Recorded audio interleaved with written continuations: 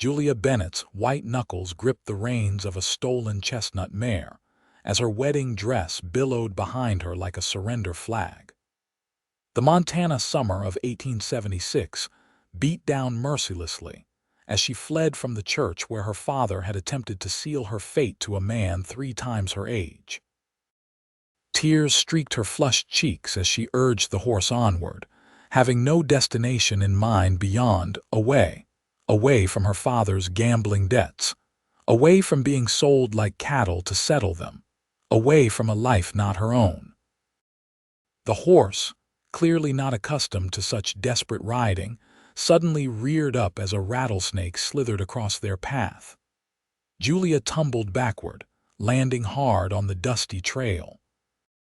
The mare bolted, leaving her stranded in miles of open prairie with nothing but her ruined wedding dress and the pearl hairpins that now spilled from her unraveling chestnut hair. Her ankle throbbed with a sharp pain that made her cry out when she tried to stand. "Whoa there! You all right, miss?" The deep voice startled her.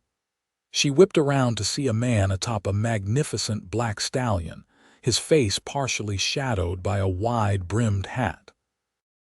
He wasn't dressed like the townsman she knew. His clothes were trail-worn, practical, with a revolver holstered at his hip and a rifle in his saddle scabbard. A cowboy, by the looks of him. "I'm fine," Julia lied, attempting to rise again only to wince and fall back. "Or I will be, once I catch my breath." The stranger dismounted in one fluid motion, approaching cautiously as if she were a spooked colt. When he removed his hat, she saw a young face, perhaps 25, with sun-bronzed skin, piercing hazel eyes, and a strong jawline softened by a respectful expression. "That's quite a dress for riding," he observed, looking from her mudded white satin to the direction she'd come from. "And quite a ways from town." "I had no choice," she replied, her voice surprisingly steady despite her circumstances. "I couldn't stay." He nodded once, understanding without needing details. "Name's Yates Daniels." He extended a calloused hand. "And you look like you could use a ride to somewhere that isn't here." Julia hesitated, weighing her limited options. Behind her lay certain misery. Before her stood a stranger offering escape. She had been raised to fear men like him, drifters, cowboys, men who lived by their own code rather than society's. But something in his steady gaze spoke of honor that transcended social niceties.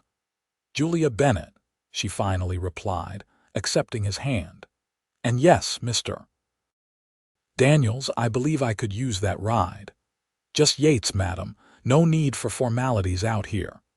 With surprising gentleness, he helped her to her feet, noticing her wince when she put weight on her ankle. "Looks like you took a bad fall. May I?" He gestured toward her injured foot. After her nod of permission, he knelt and carefully examined her ankle through the torn fabric of her white stocking. "Not broken, I don't think, but you won't be walking far on it." "I don't have much choice," Julia said, glancing back toward town with growing anxiety. "They'll be looking for me soon." Yates followed her gaze, then looked back at her with quiet resolution. "I'm headed north to my brother's ranch in Wyoming territory. It's a long ride, but you're welcome to come along until you figure out your next move." He paused. "Unless there's somewhere else you'd rather go," Julia almost laughed at the question. Where could she go? She had no money, no family besides her debt-ridden father, and now not even a horse. "Wyoming sounds fine," she said with a conviction she didn't entirely feel. Yates nodded, helping her toward his horse. "This is Thunder," he said, patting the stallion's glossy flank. "He's strong enough to carry us both until we can find you a mount of your own." "I can't pay you," Julia blurted out, suddenly aware of how helpless her position was. "For the ride or for a horse?" A ghost of a smile crossed his face. "I'm not asking for payment, Miss Bennett. Just seems like the right thing to do." He fashioned a makeshift step with his hands. "Now, if you'll allow me." With as much dignity as she could muster in a torn wedding dress, Julia placed her hands on his shoulders and let him boost her onto the saddle. He swung up behind her with practiced ease, careful to maintain a respectful distance despite the intimate arrangement. "You might want to hold on," he advised, reaching around her for the reins. As Thunder started forward at a steady trot, Julia felt a strange mixture of terror and relief wash over her.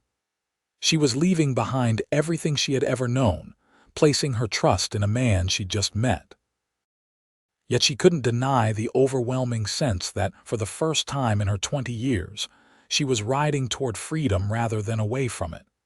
"Thank you," she said softly, the words nearly lost in the wind, but Yates heard them. "Everyone deserves a second chance," he replied simply. "Even runaway brides." And so they rode northwest as the afternoon sun cast long shadows across the prairie. A most unlikely pair, a bride who had fled her own wedding and a cowboy who offered not just a ride, but the possibility of a different future. The first night on the trail, Julia learned that life outside the confines of proper society had its own set of challenges. As dusk approached, Yates guided Thunder to a small creek lined with cottonwoods, an oasis in the vast expanse of prairie grassland. "We'll camp here," he announced, dismounting with ease before offering his hand to help her down.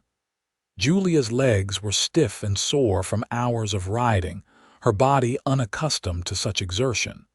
She nearly collapsed as her feet touched the ground, saved only by Yates's steady grip on her elbow. "First day's always the hardest," he said kindly, pretending not to notice her discomfort. "It gets easier." Julia wasn't convinced but nodded anyway, smoothing down her now filthy wedding dress. The once pristine white satin was torn in several places, stained with dirt and sweat, the delicate lace trimmings hanging by threads.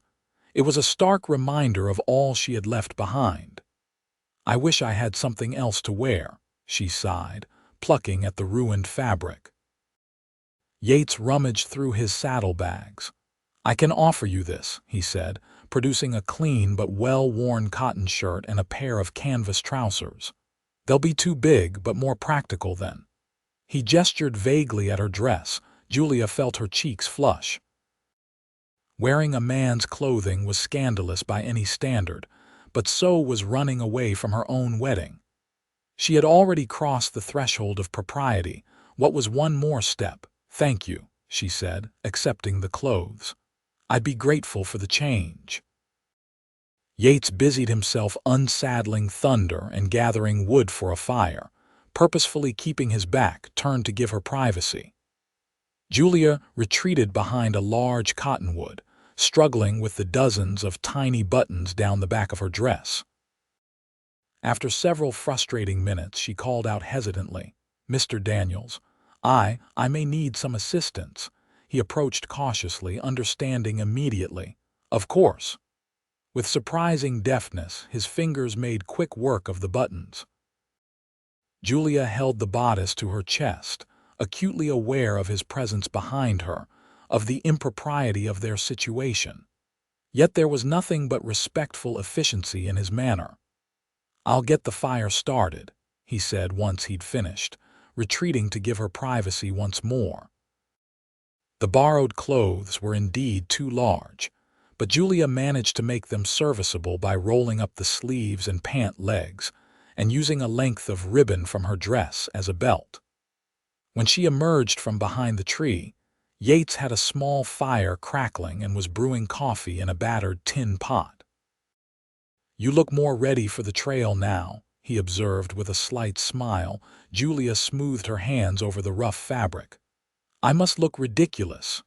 "Practical," he corrected, handing her a tin cup of steaming coffee. "And that's what matters out here." As darkness fell, the vastness of the open sky overwhelmed Julia. She had never seen so many stars, had never felt so small against the immensity of the world.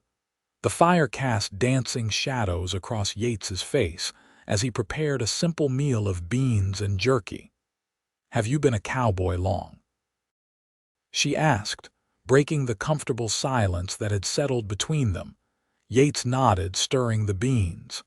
"Since I was 14. Started as a ranch hand in Texas, worked my way up to trail boss by 20. Been on my own these past few years, taking jobs where I can find them." He glanced up at her. "And you? Were you always destined to be a banker's wife or whatever fine gentleman you left at the altar?" Julia tensed at the direct question. "My father arranged the marriage, Mr. Holloway owns half the businesses in town, including the bank that holds my father's considerable debts. I was." She swallowed hard. "The payment." Yates's expression darkened. "How old is this Holloway?" 62, Julia replied flatly. "And I'm 20.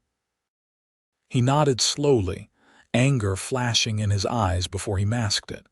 "Your father had no right." "He had every legal right," Julia countered bitterly. "Women are property in the eyes of the law, to be passed from father to husband as circumstances dictate." "The law isn't always right," Yates said simply, passing her a plate of beans. "Eat, you'll need your strength." They ate in silence, each lost in their own thoughts. When it came time to sleep, Yates laid out his bedroll for her and fashioned a makeshift bed for himself from his saddle and blanket. "You should take the bedroll," Julia protested. "I've already imposed enough. My ma would haunt me from beyond if I let a lady sleep on the ground while I took comfort," he replied with finality. "Besides, I've slept on worse."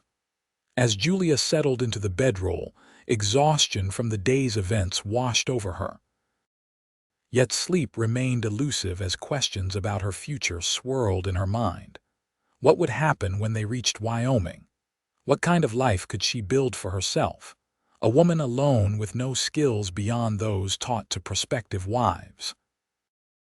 And what of Yates, this enigmatic cowboy who had rescued her without asking for anything in return? "Mr. Daniels," she whispered into the darkness. "Yates," he corrected gently. "Yates," she amended. "Why are you helping me?" There was a long pause, and she wondered if he had fallen asleep. Finally, his deep voice carried across the small camp. "6 years ago, my sister was forced to marry a man she despised, a man with money and influence who could advance our family's standing." Another pause. "She took her own life 3 months later." The stark confession hung in the night air between them. Julia's throat tightened with emotion. "I'm so sorry." "So am I," he replied softly. "I couldn't help her then, but I could help you now." A rustling as he shifted position. "Get some sleep, Julia. Tomorrow's another long day." As Julia drifted toward sleep, wrapped in the borrowed warmth of a stranger's bedroll, she realized that for the first time in her life, someone had offered her a choice rather than a command. And that, perhaps, was the most precious gift of all. Dawn broke with a chorus of birdsong and the gentle rustling of leaves. Julia awoke, disoriented, momentarily forgetting where she was until the events of the previous day came rushing back. She sat up quickly, wincing at the stiffness in her muscles, to find Yates already awake and tending to a small fire. "Morning," he greeted, offering her a cup of fresh coffee. "How's the ankle?" Julia tested it gingerly. "Better, I think, just sore." She accepted the coffee gratefully, the warmth seeping into her hands. "How long until Wyoming?" "At our pace, about a week," Yates replied, packing away the cooking implements. "We'll need to stop in the next town for supplies and to get you proper riding clothes." Julia felt a pang of guilt. "I told you, I have no money." "I've got enough," he said simply. "Consider it a loan if your pride demands it." Pride. It seemed such a trivial concern now when she had abandoned all societal expectations by fleeing her wedding. Yet it remained, that stubborn insistence on maintaining some sense of self-worth and independence. "I'll repay you," she promised. "Somehow." Yates nodded, respecting her determination.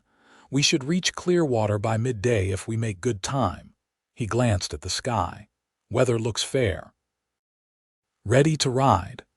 They broke camp efficiently, Julia doing her best to help despite her limited knowledge of trail life. Yates was patient, showing her how to properly roll the bedding and secure it to the saddle. When it came time to mount, he boosted her up with the same respectful care as before, then swung up behind her. As they rode, Julia became increasingly aware of Yates's presence, the solid warmth of him at her back, the way his arms encircled her without touching as he held the reins, his steady breathing. It was an intimacy she had never experienced, yet there was nothing improper in his manner. He maintained the careful distance that propriety demanded, even in their unorthodox situation. "Tell me about your brother's ranch," she said, partly to distract herself from their proximity and partly out of genuine curiosity. "It's nothing grand," Yates replied.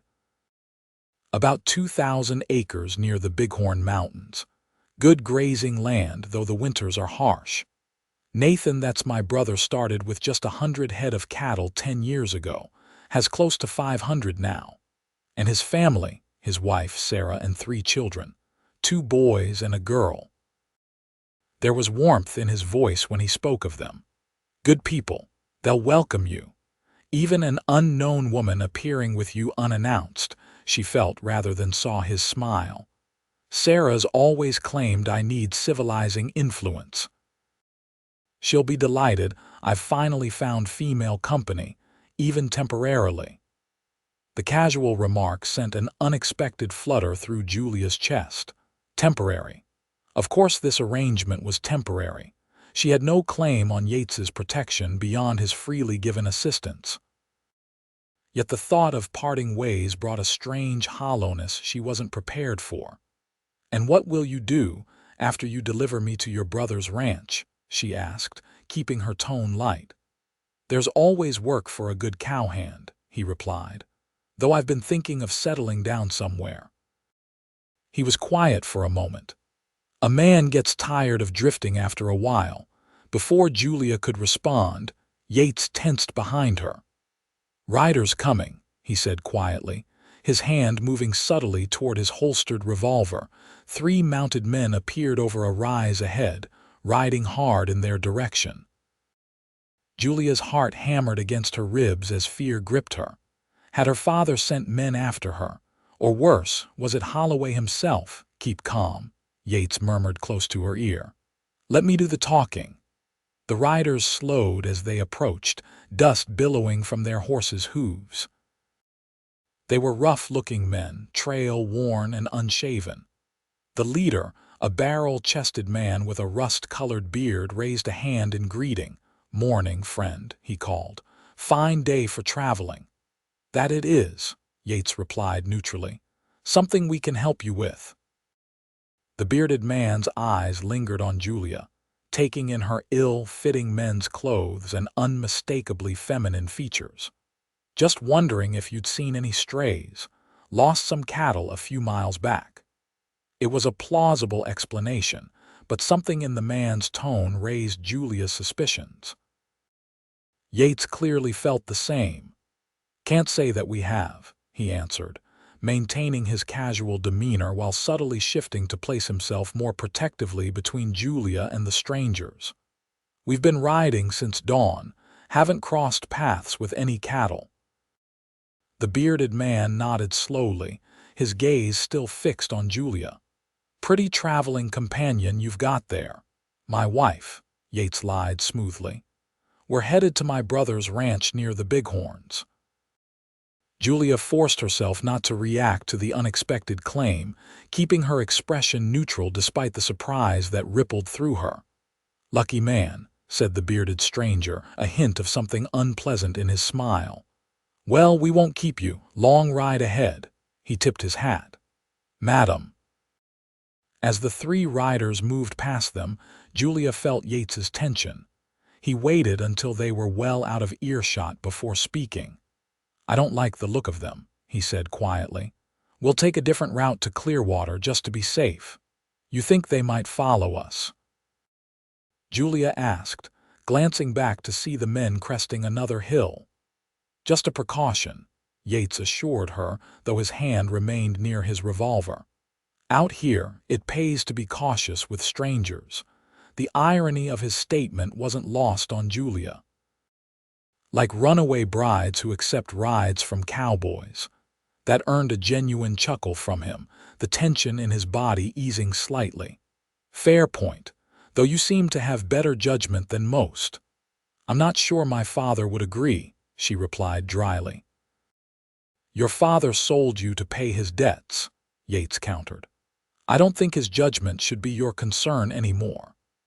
They rode in companionable silence for a while, Yates guiding Thunder on a path that took them through a shallow ravine and alongside a meandering creek. The landscape was beautiful in its wild, untamed way, so different from the manicured gardens and ordered streets of Julia's hometown. "Why did you tell them I was your wife?" she finally asked, the question that had been lingering in her mind. Yates was quiet for a moment. "Two people traveling together, unmarried, it invites trouble, especially from men like that." His voice was matter of fact. "A married woman is less tempting prey." "Is that how men see women out here? As prey?" "Some men," he corrected. "Not all, but enough that caution is warranted." He sighed. "The frontier attracts all kinds, those seeking honest work and new beginnings, and those running from their past or the law. Until you know which is which, it's safer to assume the worst." "And which are you?" Julia asked boldly. "Seeking a new beginning or running from something?" She felt him stiffen slightly behind her. "Maybe a bit of both," he admitted after a pause. "Aren't we all?" Before she could press further, the distant outline of a town appeared on the horizon, a collection of wooden buildings rising from the prairie like an island in a sea of grass. "Clear water," Yates announced. "We'll get supplies, proper clothes for you, and a room at the hotel." "A room," Julia echoed, suddenly nervous at the implication. "For you," he clarified quickly. "I'll find lodging at the Livery or sleep under the stars." "But you need a proper rest and a bath after yesterday." His tone softened. "Just because you've left one life behind doesn't mean you should be denied basic comforts." The consideration in his voice brought unexpected tears to Julia's eyes. All her life, men had made decisions for her, her father, her teachers, the would-be husband she'd fled. Yet here was a man who offered help without demands, who considered her comfort without expecting anything in return. As they rode into Clearwater, Julia straightened her shoulders, borrowed clothes and all. For the first time since fleeing the church, she felt not just like a woman running from something, but like one riding toward possibilities she'd never dared imagine. Clearwater was a frontier town in every sense, a main street lined with false-fronted buildings, boardwalks crowded with a mix of settlers, cowboys, and the occasional well-dressed businessman. Julia felt conspicuously out of place in Yates's borrowed clothes, drawing curious glances as they rode down the dusty street. "Head down," Yates murmured. "No need to invite attention." They stopped first at the general store, a sprawling establishment that smelled of coffee, leather, and wool. The proprietor, a thin man with spectacles perched on his nose, looked up from his ledger as they entered. "Afternoon, folks. What can I help you with today?" "My wife needs some proper traveling clothes," Yates said, continuing the pretense from earlier. "We had some trouble on the trail. Lost our wagon and most of our belongings." The lie came easily to him, Julia noticed. She wondered how often he had needed to fabricate stories in his life as a cowboy. "Sorry to hear that," the shopkeeper said, gesturing toward a section of women's ready-made garments. "Mrs. Miller, my wife, can help with fittings if needed." Yates turned to Julia. "Get whatever you need. I'll see to the other supplies." Julia found herself facing racks of practical clothing, simple cotton dresses, split riding skirts, sturdy blouses, and undergarments. "Mrs. Miller, a plump woman with kind eyes, appeared from a back room. "Let's get you sorted, dear," she said, taking in Julia's makeshift outfit with a sympathetic smile. "Trail life is hard enough without proper clothes." Under the older woman's guidance, Julia selected 2 serviceable dresses, a split riding skirt, 3 blouses, undergarments, a bonnet, and a pair of sturdy boots. Mrs. Miller made quick alterations where needed, chatting amiably as she worked. "Newlyweds?" she asked, pins held between her lips as she adjusted the hem of the riding skirt. "Yes," Julia lied, the word strange on her tongue. "Very recent. Thought as much. You've got that look about you still getting used to having a husband." Mrs. Miller smiled knowingly. "And he's a handsome one at that. A bit weather-beaten, but solid-looking." Julia's cheeks warmed at the assessment.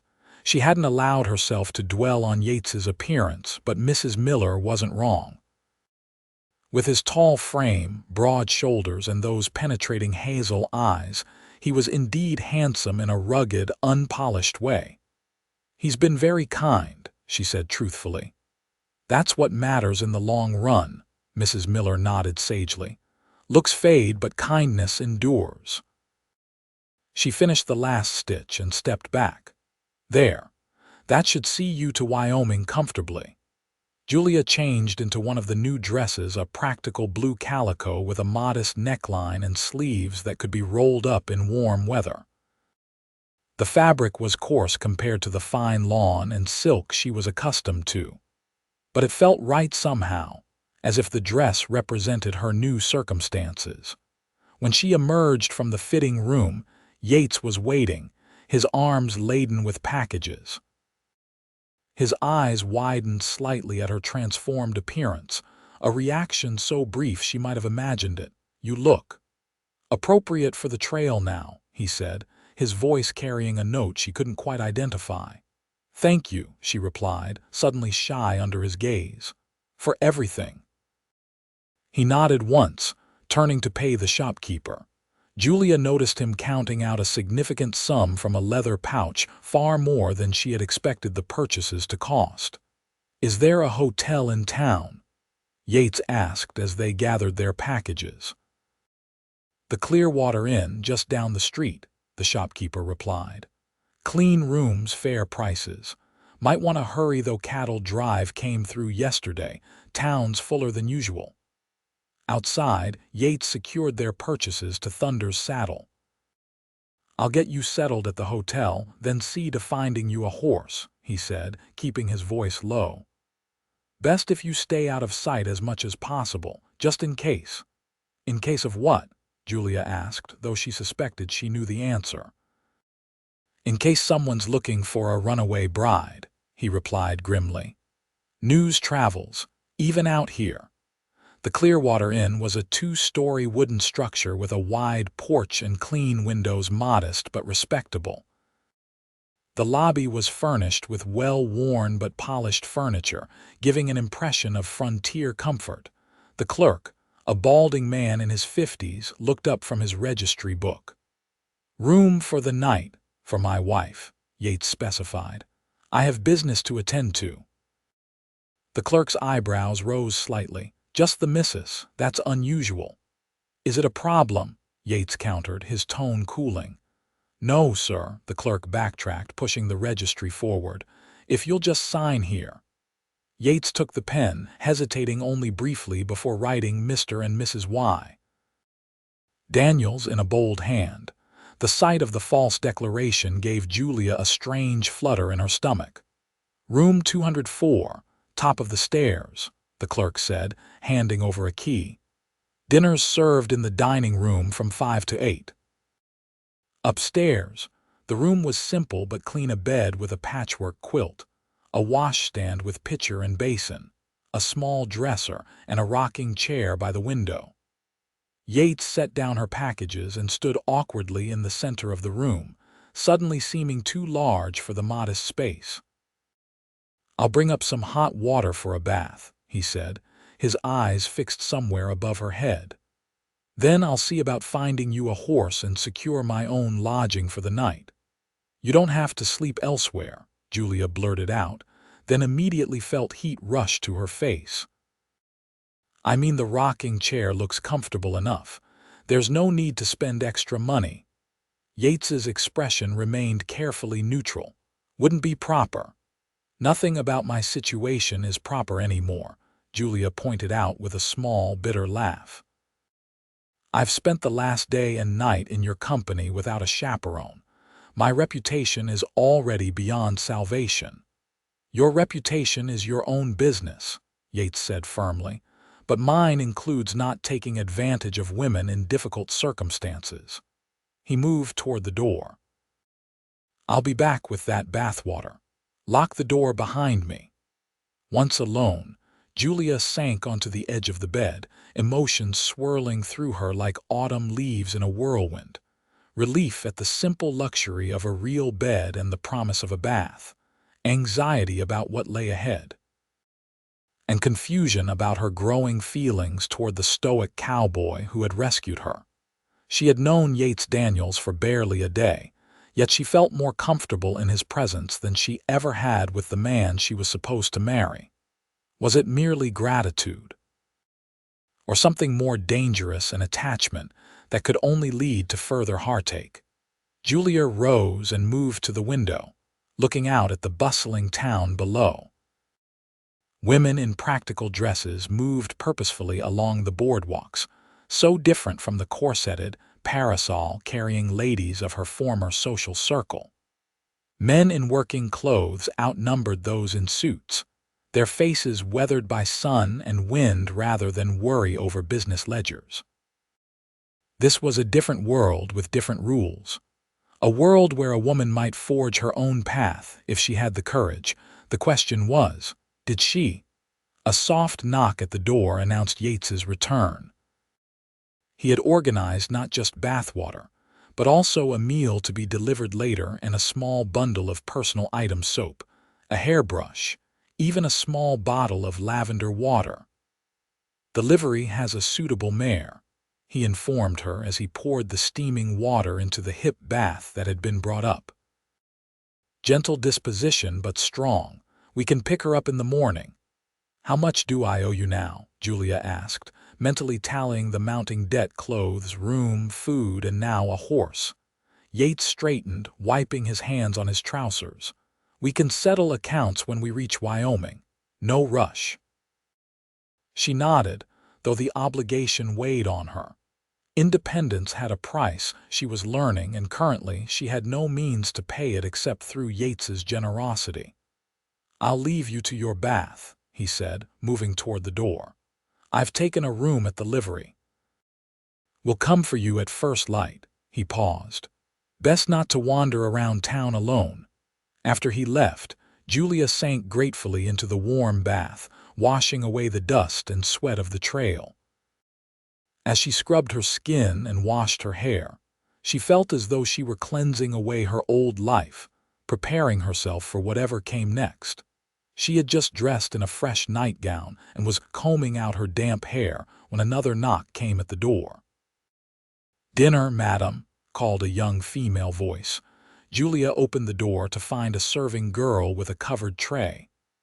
"Your husband said to bring this up special," the girl explained, setting the tray on the small table by the window. "Said you were too tired to come down." "Thank you," Julia replied, slipping the girl a small coin from the change Yates had left. The meal was simple but hearty: roast beef, potatoes, green beans, and a slice of apple pie. There was even a small pot of tea still steaming. The thoughtfulness of it brought tears to Julia's eyes. When was the last time someone had considered her comfort without ulterior motive? As she ate by the window, watching the town settle into evening routines, Julia's thoughts kept returning to Yates. The cowboy was an enigma, taciturn yet kind, capable of violence yet unfailingly gentle with her. He had his own mysterious past, hinted at but not explained. And he was handsome, in a way that had nothing to do with fashion or society's standards, a natural, unaffected masculinity that drew her eye and quickened her pulse. It was dangerous territory, these thoughts. She had just escaped one marriage. The last thing she should be contemplating was attraction to another man. Yet there it was, undeniable as the sunset painting the sky in shades of amber and rose. Julia finished her meal and prepared for bed, her mind still churning with questions about her future. As she slipped between the clean sheets, exhaustion overcame her scattered thoughts, pulling her down into dreamless sleep. She woke to early morning light filtering through the thin curtains and the distant sounds of a town coming to life. For a moment, disoriented by the unfamiliar surroundings, panic seized her. Then memory returned her escape, Yates, the journey ahead. Dressing quickly in her new riding skirt and a practical blouse, Julia packed her few possessions and prepared to meet the day. She had just finished pinning up her hair when a knock announced Yates's arrival. "Ready?" he asked when she opened the door, his eyes quickly taking in her appearance. "As I'll ever be," she replied with more confidence than she felt. They breakfasted in the hotel dining room, Yates unusually quiet even by his taciturn standards. Something about his demeanor put Julia on alert. "Is everything all right?" she finally asked as they finished their coffee. Yates glanced around before leaning forward. "There's been talk in town," he said quietly, "about a runaway bride from Helena. Wealthy man offering a reward for information." Julia's blood ran cold. "Holloway didn't catch a name, but the description matches you." His eyes met hers, serious. "We need to leave. Now." They departed Clearwater with as little fanfare as possible. Yates leading Julia's new mount, a sturdy bay mare with a white blaze out the back way from the livery. The mare, whom Yates had already named Copper for her reddish coat, was indeed gentle but strong, accepting Julia as her rider with only minimal fussing. "Keep your bonnet low," Yates instructed as they rode north out of town. "And if anyone asks, we're newlyweds headed to my brother's ranch." Nothing remarkable about that. Julia nodded, adjusting to Copper's gait. The mare moved smoothly beneath her, far more comfortable than riding double with Yates had been. Though she admitted to herself, there had been something reassuring about his solid presence behind her. They rode steadily throughout the morning, putting distance between themselves and Clearwater. The landscape began to change subtly, the flat prairie giving way to more varied terrain with rolling hills and scattered stands of pine.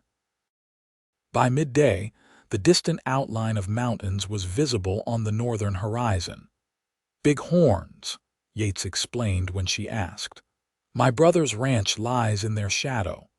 They stopped briefly to rest the horses and eat a cold lunch of jerky and hardtack. Yates seemed preoccupied, scanning their back trail frequently. "You think we're being followed?" Julia asked, unable to contain her worry any longer. "Can't be too careful," he replied, which wasn't quite an answer. $500 is a lot of money. Is that what I'm worth?" Julia asked bitterly. $500. Yates's expression softened as he looked at her. "That's what Holloway is willing to pay to own you," he corrected. "It has nothing to do with your worth." The distinction was meaningful, and Julia felt a warmth spread through her chest at his words. "Thank you for risking so much to help me. I've faced worse odds for less worthy causes," he said with a small smile.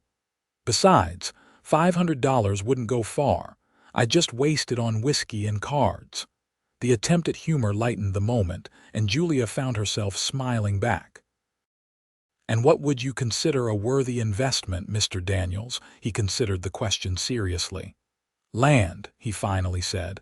"A place of my own, somewhere to build something lasting." His eyes met hers briefly before looking away.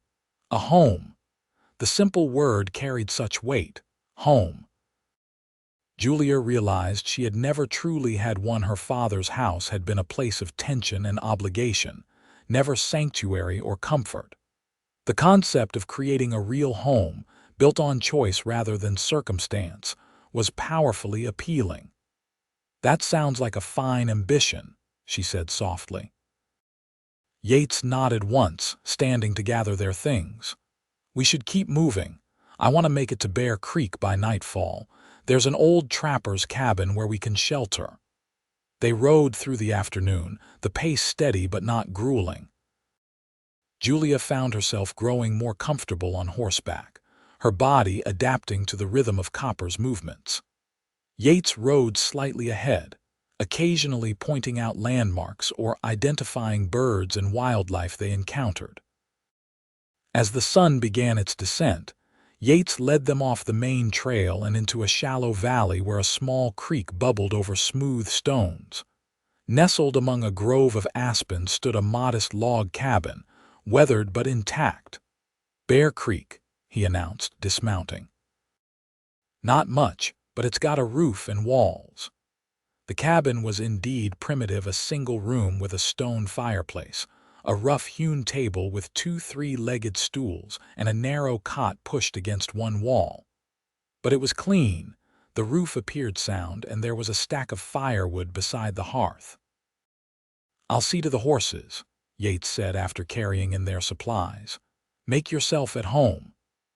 While he unsaddled and tended to Thunder and Copper, Julia busied herself sweeping the packed earth floor with a crude broom she found in the corner. She laid out their bedrolls, Yates had purchased one for her in Clearwater, and arranged their cooking supplies near the fireplace. By the time Yates returned, she had a small fire crackling in the hearth and water heating for coffee. "You've done this before," he observed, setting down an armful of additional firewood. "Made coffee." "Of course," Julia replied. "Even pampered young ladies learn basic household skills." "I meant making a place habitable," he clarified. "Some women would be complaining about the accommodations." Julia considered the cabin rustic by any standard, with its dirt floor and single room. "I'm finding that my standards have adjusted rather rapidly," she said wryly. "Yesterday, this would have horrified me. Today, I'm grateful for solid walls and a fireplace." Yates's mouth curved in a rare, full smile. Adaptability is a valuable trait on the frontier. They prepared a simple dinner together, falling into an easy rhythm of shared tasks. As they ate by firelight, Julia found herself studying Yates when he wasn't looking the way the flames highlighted the angles of his face, the careful precision of his movements, the strength evident in his forearms as he cleaned his plate. "Where did you learn to cook?" she asked, breaking a comfortable silence. "On cattle drives," he replied. "When the regular cook broke his leg, I got volunteered to take over. Turns out I had a knack for it." He set his empty plate aside. "You learn all sorts of unexpected skills on the trail." "Like what?" He thought for a moment.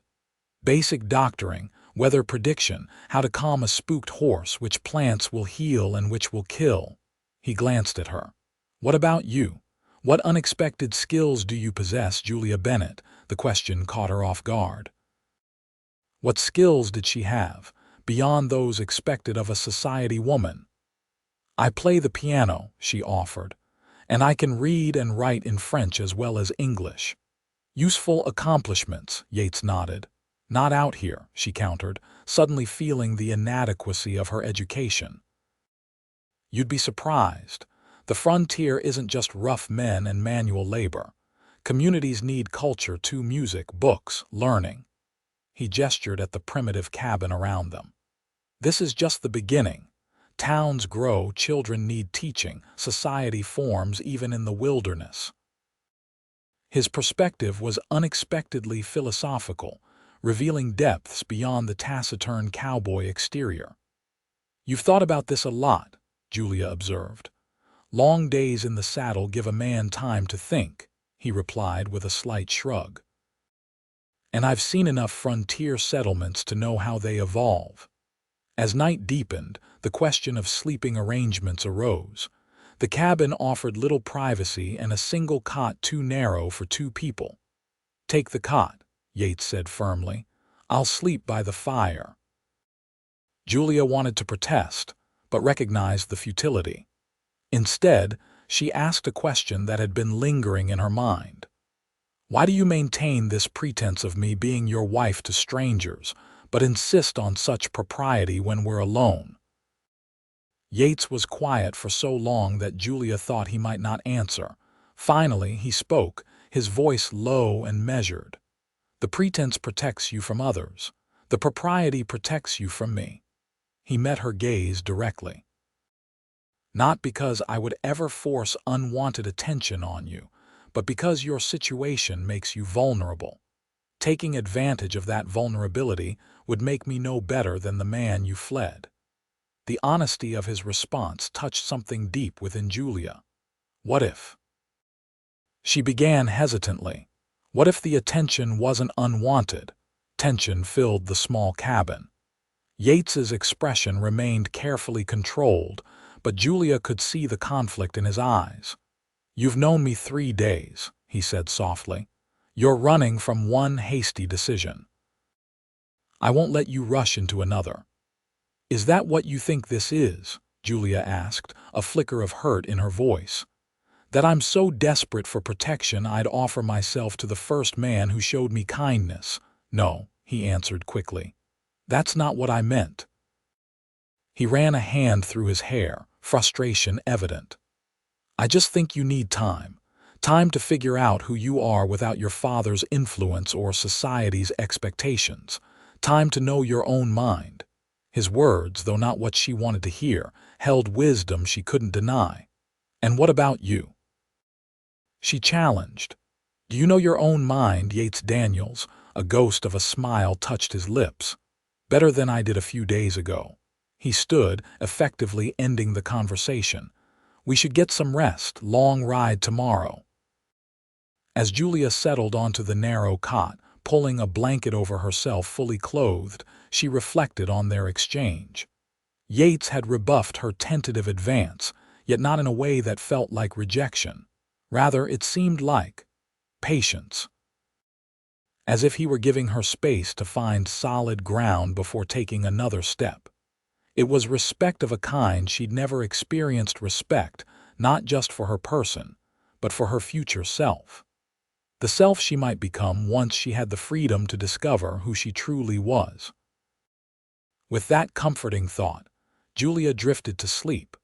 The sound of Yates's steady breathing across the room a reassurance that whatever tomorrow might bring, she wouldn't face it alone. Dawn arrived with a chill that had crept through the cabin's chinks during the night. Julia woke to find Yates already up, stoking the fire back to life and preparing coffee. She watched him through half-closed eyes, appreciating the quiet efficiency of his movements. "Morning," he said, sensing her gaze. "Sleep well." "Better than I expected," she admitted, sitting up and combing her fingers through her tangled hair. "Though I think I've discovered new muscles I never knew existed." Yates's mouth quirked in that almost smile she was coming to recognize. "Riding will do that. It gets easier." They shared a quick breakfast of leftover biscuits and jerky, neither mentioning their conversation from the night before.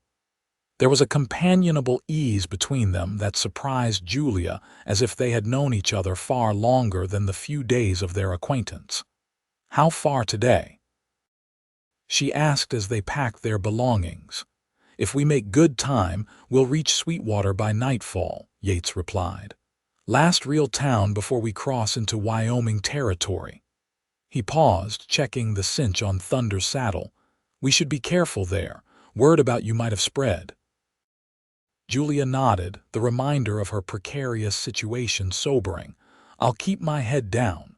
"Actually," Yates said thoughtfully, "there might be a better way." He rummaged through his saddlebags, producing a small velvet pouch. "This was my mother's.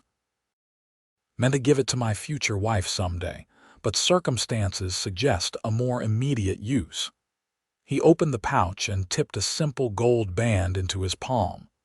"If we're playing at being married, Might as well be convincing. Julia stared at the ring, understanding its practical purpose yet unable to prevent the flutter in her chest at the sight of it. "Your mother's ring," she repeated softly. "I couldn't possibly. It's just for show," Yates interrupted, his tone deliberately casual. "Makes our story more believable. I'll want it back when you've decided where you're settling." Put that way, the gesture seemed less momentous. Julia extended her left hand, watching as Yates carefully slid the ring onto her finger. It fit surprisingly well, with only a slight looseness. "Perfect," he declared, his fingers lingering perhaps a moment longer than necessary. "Mrs. Daniels." Something about hearing the name aloud sent a shiver through Julia that had nothing to do with the morning chill. "A temporary title," she reminded him, and perhaps herself as well. "Of course," he agreed, turning back to the horses. Ready to ride, the day's journey took them through increasingly varied terrain, pine forests giving way to open meadows, then rising into rocky foothills. They forded shallow streams and navigated narrow trails, all the while climbing gradually toward the distant mountains. Julia found herself settling into the rhythm of trail life with unexpected ease. Her body was adjusting to the demands of riding, her mind to the freedom of open spaces. She breathed deeply of pine-scented air, watched eagles soaring overhead, and felt something unfurling within her, a sense of possibility that had been stifled in her former life. They stopped at midday beside a clear stream, letting the horses drink while they stretched their legs. Julia wandered a short distance, gathering wildflowers that grew in profusion along the water's edge. "Careful," Yates called. "Stay where I can see you." The protective instinct might have chafed under different circumstances, but Julia understood its necessity. Instead of resenting it, she found herself touched by his concern. "What are these called?" she asked, returning with a handful of delicate blue blossoms. "Forget-me-nots," Yates replied. "They grow all through these mountains." Julia twirled one between her fingers. "They're beautiful." "They're also tough," he observed. "Survive harsh winters, bloom as soon as spring arrives." He glanced at her with that penetrating gaze. "Reminds me of someone I'm getting to know." The compliment, delivered in his straightforward manner, warmed Julia more than effusive praise ever had. She tucked one of the flowers into her blouse near her heart, a private acknowledgement of the moment. They continued riding through the afternoon, the conversation flowing more easily between them. Yates spoke of his years as a cowboy, the places he'd seen, the characters he'd encountered. Julia shared stories of her childhood, the books she'd read in secret when her father thought she was practicing needlework, her dreams of seeing the world beyond Montana. "What would you have done?" Yates asked at one point, "if you hadn't been forced to marry Holloway? What path would you have chosen?" It was a question no one had ever posed to her before. What would she have chosen? The concept of choice itself had been so foreign. "I think I might have liked to teach," she said slowly, discovering the truth of it as she spoke. "I've always loved learning, sharing knowledge, but women have so few options." "Out here, options are what you make them," Yates replied. "Frontier towns need teachers desperately. Children growing up wild as weeds for lack of schooling." The idea took root in Julia's mind, a small schoolhouse. Eager young faces, the opportunity to shape minds and futures. It was a far cry from the life of idle social calls and household management that would have been her lot as Holloway's wife. "Perhaps I will," she mused, straightening in her saddle with new resolve. "Perhaps that's what I'll do when we reach Wyoming." Yates nodded his approval. "You'd make a fine teacher." As the sun began its westward descent, the outline of Sweetwater appeared in the distance, larger than Clearwater, with proper streets and substantial buildings speaking to its prosperity. "Silver mining town," Yates explained. "Rough in parts, but the main street is respectable enough. There's a decent hotel where we can get rooms for the night." Julia absently twisted the gold band on her finger. "Rooms plural. What happened to being convincingly married?" Yates gave her a measured look. "One room, 2 beds," he clarified. "Respectable enough for appearances, proper enough for conscience." They rode into Sweetwater as evening shadows lengthened, the town bustling with activity. Miners fresh from their shifts mingled with merchants closing up shops.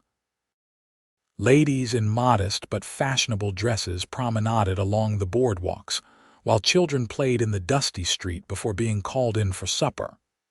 The Silver Dollar Hotel stood prominently on the main street, its facade freshly painted, windows gleaming in the setting sun. As they dismounted in front, a stable boy rushed forward to take their horses. "Welcome to the Silver Dollar," he greeted. "Just passing through. Overnight," Yates replied, helping Julia down from Copper. "Headed to Wyoming Territory." The boy nodded, leading the horses away after Yates had retrieved their saddlebags. Inside, the hotel lobby was comfortably furnished with leather chairs and polished oak tables, evidence of the town's prosperity. A large chandelier cast warm light over the space, and a painting of mountain scenery dominated one wall. The desk clerk, a thin man with a neatly trimmed mustache, looked up from his ledger. "Good evening. How may I help you?" "Room for myself and my wife," Yates said, placing a protective hand at the small of Julia's back. "Just for tonight." The clerk's gaze lingered briefly on Julia's travel-worn appearance before returning to Yates. "Of course, sir, if you'll just sign the register." As Yates wrote their names, Julia noticed a poster tacked to the wall behind the desk, a notice with a crude sketch of a woman's face. Though not particularly accurate, the resemblance was close enough to send a chill through her. The words "missing" and "reward" were prominently displayed. She tugged gently at Yates's sleeve, directing his attention to the poster with a subtle nod. His expression remained neutral, but she felt his hand press more firmly against her back. "Is there somewhere in town my wife might purchase a few necessities?" he asked casually.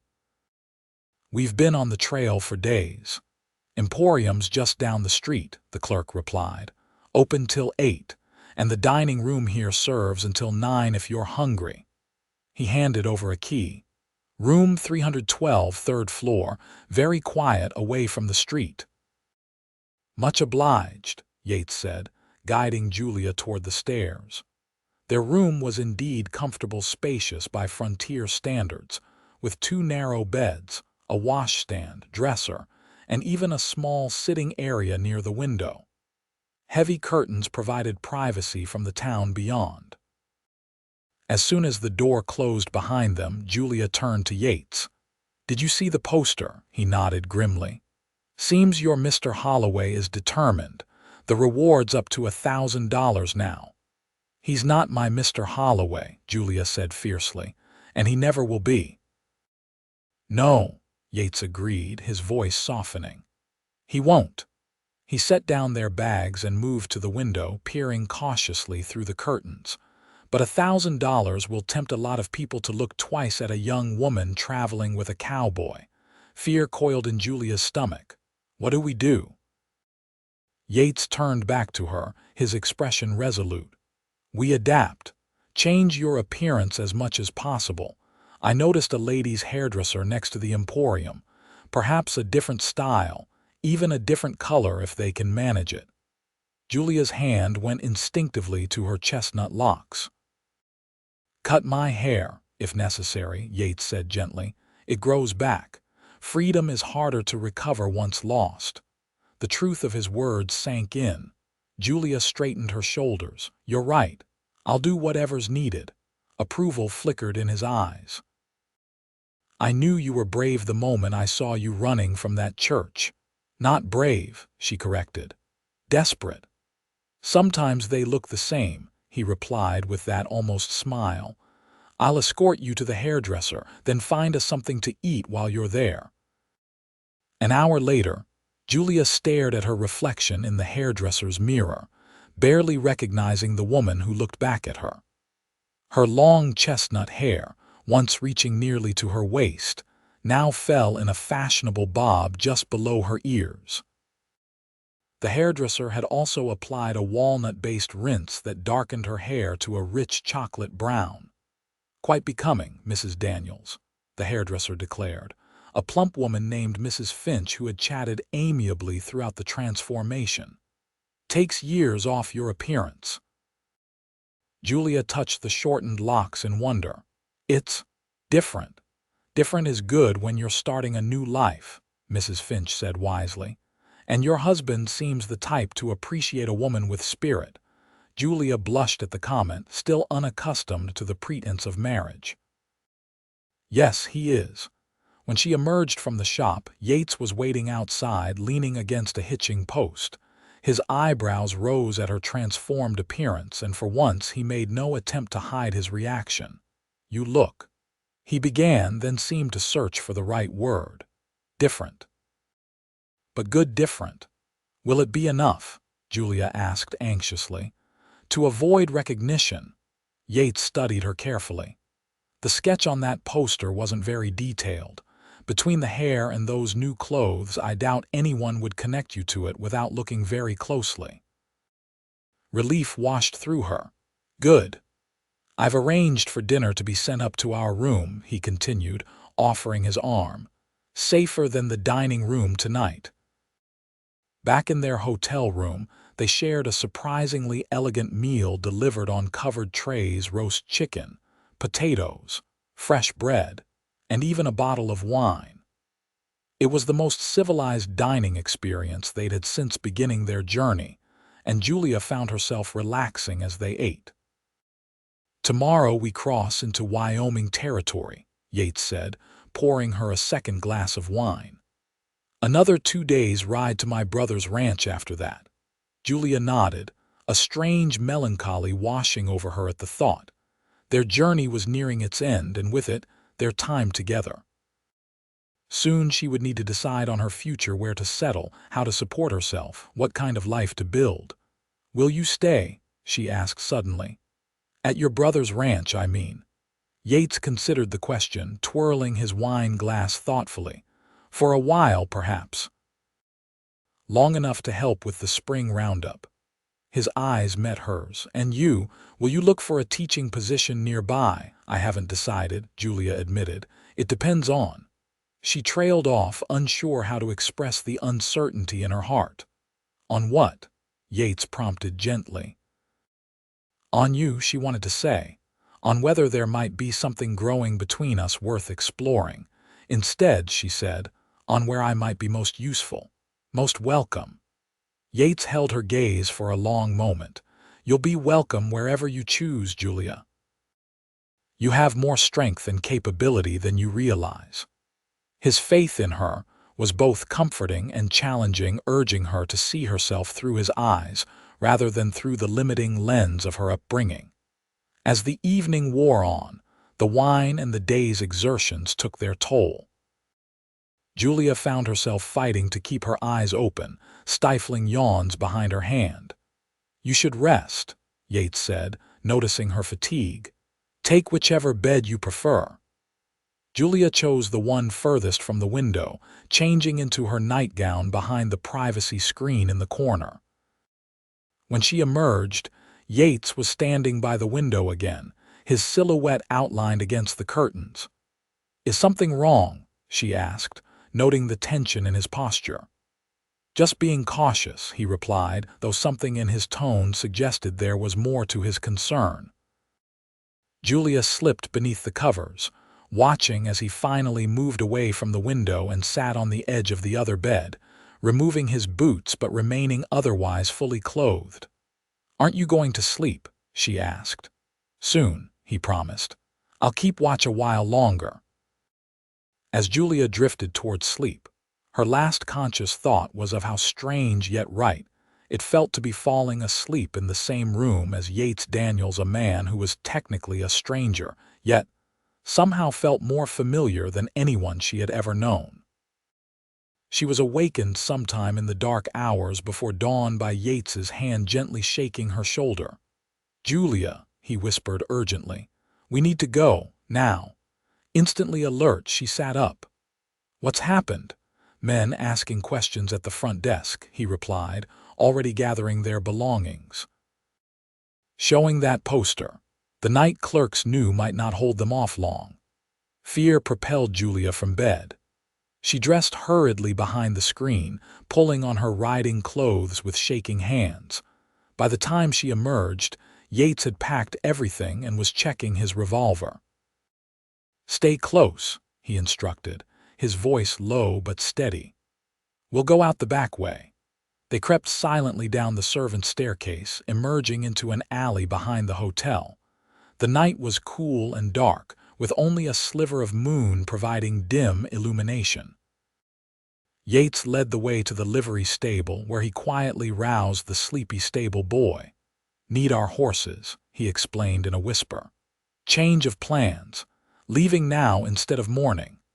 The boy, too drowsy to question the unusual request, hurried to saddle Thunder and Copper. Within minutes, they were mounted and riding softly out of town, keeping to back streets until they reached the northern trail. Only when Sweetwater was a good mile behind them did Yates finally slow their pace to a trot. Julia's heart was still racing, adrenaline coursing through her veins. "How did they find us?" she asked, her voice unsteady. "Might not have been looking specifically for us," Yates reasoned. "Could be they're following the trail, checking every town." He glanced back, ensuring they weren't being followed. "Or someone in Clearwater remembered us and put it together when they saw the poster."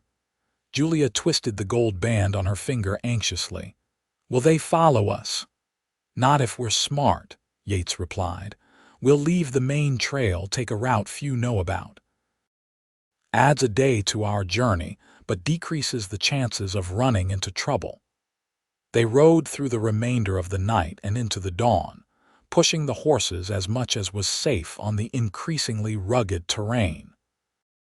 As the sun rose, Yates led them off the established trail and into a narrow canyon, following what appeared to be a game path. "My brother and I used to hunt in these parts," he explained as they navigated the difficult passage. "Not many know these back routes."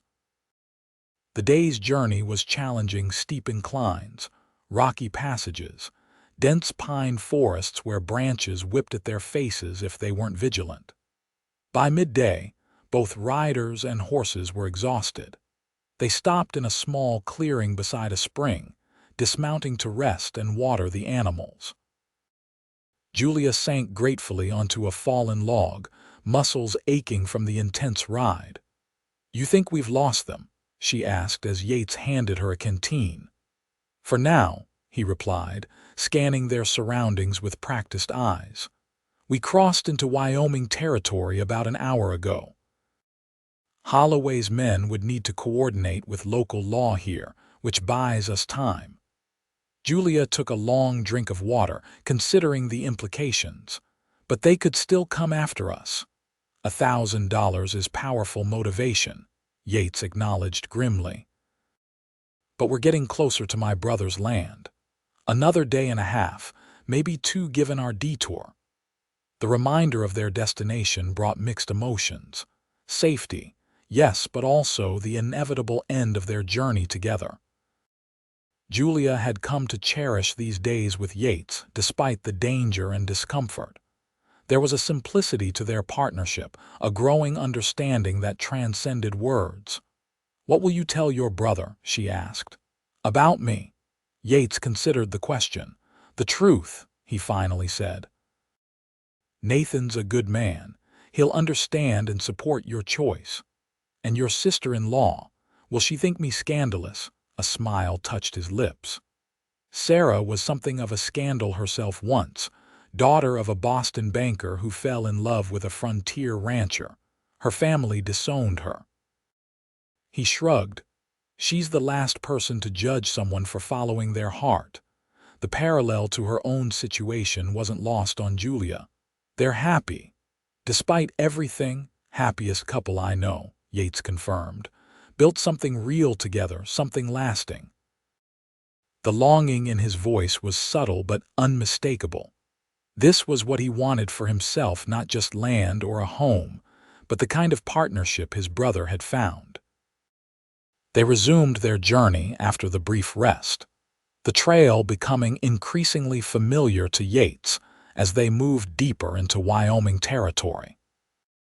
He pointed out landmarks with growing animation, a distinctive rock formation, a bend in a river, a stand of aspen trees that turned brilliant gold in autumn. "We used to fish there as boys," he said, indicating a wide section of stream. "Nathan caught a trout so big our father didn't believe us until we dragged it home." These glimpses into his past fascinated Julia. The taciturn cowboy was opening up, sharing pieces of himself that she suspected few were privileged to see. As evening approached, Yates led them to a sheltered hollow surrounded by pine trees. "We'll camp here tonight," he decided. "Should be safe enough, and the horses need proper rest." They set up camp with the efficiency of practiced routine, Yates tending to the horses while Julia gathered wood and started a small, well-concealed fire. They ate a simple meal of jerky, hard biscuits, and the last of the dried apples purchased in Clearwater. "Not quite the $silver hotel," Julia remarked with a wry smile. "Better view, though," Yates countered, gesturing at the star-filled sky visible through the pine boughs. Julia had to agree. The night sky in Wyoming seemed bigger somehow, the stars brighter and more numerous than she'd ever seen. As darkness settled fully around them, she found herself studying the constellations, picking out the few she could name. "My father never approved of astronomy for young ladies," she mused. "Said it would fill my head with impractical notions." "What notions would those be?" Yates asked, his voice gentle in the darkness. "That the world is vast," Julia replied. "That our lives are small in comparison, that perhaps the rules and boundaries we create matter less than we think." Yates was quiet for a long moment. "Dangerous ideas indeed," he finally said, though she could hear the smile in his voice. "What about you?" she asked. "What impractical notions fill your head?" Yates Daniels, he poked at the fire with a stick, watching the sparks rise. "Lately, that a man who spent his life drifting might want to stop, that building something lasting might be worth the risk of putting down roots." He paused. "That some people come into your life unexpectedly and change everything." The implications of his words hung in the air between them. Julia's heart quickened, but she found herself unable to form a response that wouldn't expose the depth of her own growing feelings. Instead, she asked, "Do you ever regret it? The drifting life?" "It has its freedoms," Yates acknowledged. "Go where you want when you want. Answer to no one." He set the stick aside. "But watching my brother with his family, seeing what they've built together, makes a man wonder what he might be missing." The vulnerability in his admission touched Julia deeply. "It's never too late to change course," she offered softly. Yates looked at her then, the firelight casting his features in warm light and shadow. "No," he agreed. "I'm beginning to believe that's true." The moment stretched between them, charged with unspoken possibilities. Then, as if by mutual agreement, they both looked away, the intensity too much to sustain. "We should get some sleep," Yates said, his voice rougher than usual. "Early start tomorrow." They prepared their bedrolls on opposite sides of the fire, the familiar routine now comforting rather than awkward. As Julia settled under her blanket, she found herself acutely aware of Yates's presence just a few feet away, close enough to hear his breathing, too far to touch. "Yates," she whispered into the darkness. "Yes, thank you, not just for helping me escape, but for seeing me." The real me, not just what others expected me to be. There was a pause, then his deep voice came back to her. I could say the same to you, Julia Bennett. With those words warming her heart, Julia drifted into sleep beneath the vast Wyoming sky, the gold band still on her finger catching occasional glints of firelight as the flames slowly died down to embers. The next morning dawned clear and crisp, with the promise of heat later in the day. They broke camp efficiently, both aware of the need to maintain their lead on any potential pursuers. Yates seemed more vigilant than ever, frequently checking their back trail and keeping them to less obvious paths. We're getting close to Daniels' land, he informed her as they rode through a particularly beautiful valley. Should reach the north pasture by midday tomorrow if all goes well. Julia nodded, trying to ignore the pang she felt at the thought of their journey ending. Over the past week, she had changed in ways she was only beginning to understand, finding strength she hadn't known she possessed, discovering a taste for freedom that would never leave her. And then there was Yates himself. The taciturn cowboy had become. What exactly? A friend, certainly. A protector. And perhaps something more, something neither of them had yet defined but both seemed to feel. They rode steadily through the morning, the landscape growing increasingly familiar to Yates. He pointed out landmarks with growing frequency, a distinctive rock formation he and Nathan had named Turtle Back as boys, a bend in the river where they'd built their first raft, a distant meadow where wild horses sometimes grazed. As the sun reached its zenith, they stopped to rest in the shade of a cottonwood grove beside a clear stream. The horses drank gratefully while Yates and Julia shared the last of their provisions. We'll reach Willow Creek by nightfall, Yates said, studying the terrain ahead. Good place to camp. From there, it's only a few hours to Nathan's ranch. Julia nodded, trying to keep her expression neutral despite the conflicting emotions churning within her. Your brother's family. Do they know we're coming? No way to send word ahead, Yates replied, but they'll welcome us. Nathan's place always has room for one more. And after that, Julia asked carefully, what happens then? Yates was quiet for a moment, his eyes fixed on the distant horizon. That depends on what you want, Julia. He turned to look at her directly. What do you want? It was a deceptively simple question with no simple answer. What did she want? Safety and security, yes. Independence, certainly. But beyond that, I want a life of my own choosing, she finally said. I want to be useful, to contribute something meaningful. I want. She hesitated, then added softly, I want to never again feel like someone else owns my future. Yates nodded slowly. All worthy ambitions. And you? She asked, gathering her courage. What do you want, Yates Daniels? He held her gaze, something shifting in his expression. I told you before, land of my own, something lasting to build. He paused. But lately I've been thinking it's not just about the land. It's about who you build that life with. The implication hung in the air between them, neither quite ready to grasp it fully. Before Julia could respond, Yates's attention suddenly snapped to something beyond her shoulder. His expression hardened as he rose to his feet in one fluid motion. Riders, he said tersely. 3 of them, coming fast. Julia turned to see dust rising in the distance, horsemen approaching from the direction they had come. Fear clutched at her heart. Holloway's men, can't tell yet, Yates replied, already moving toward the horses. But we're not waiting to find out. Mount up. Now.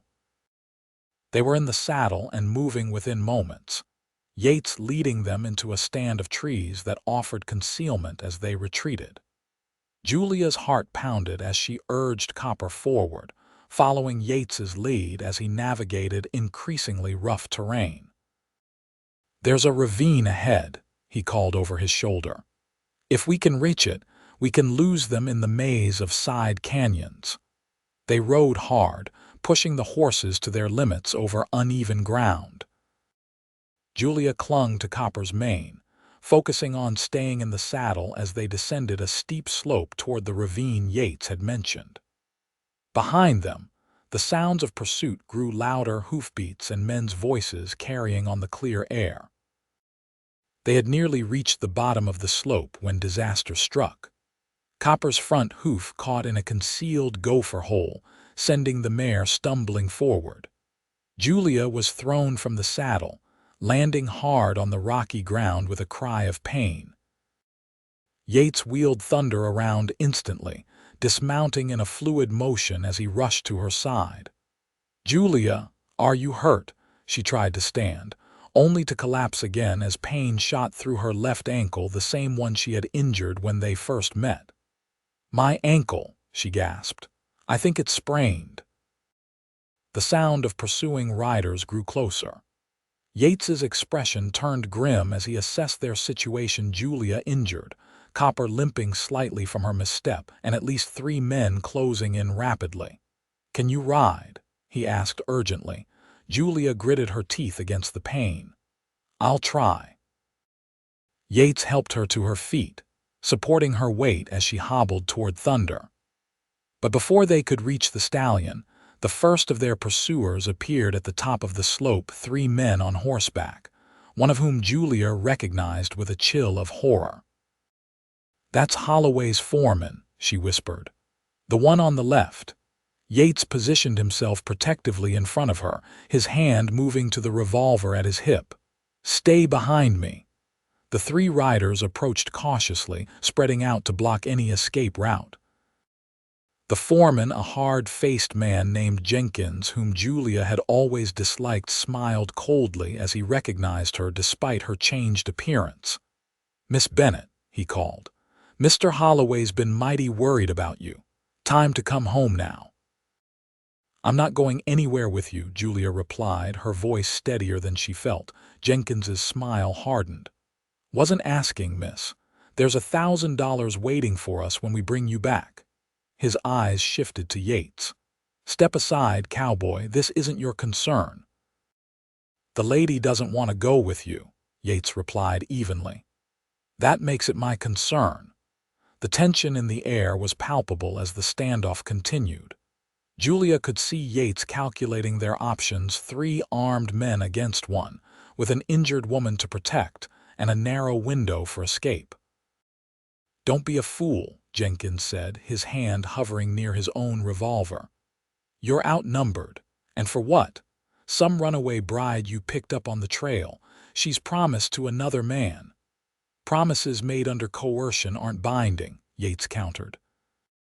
"And she's not a piece of property to be claimed."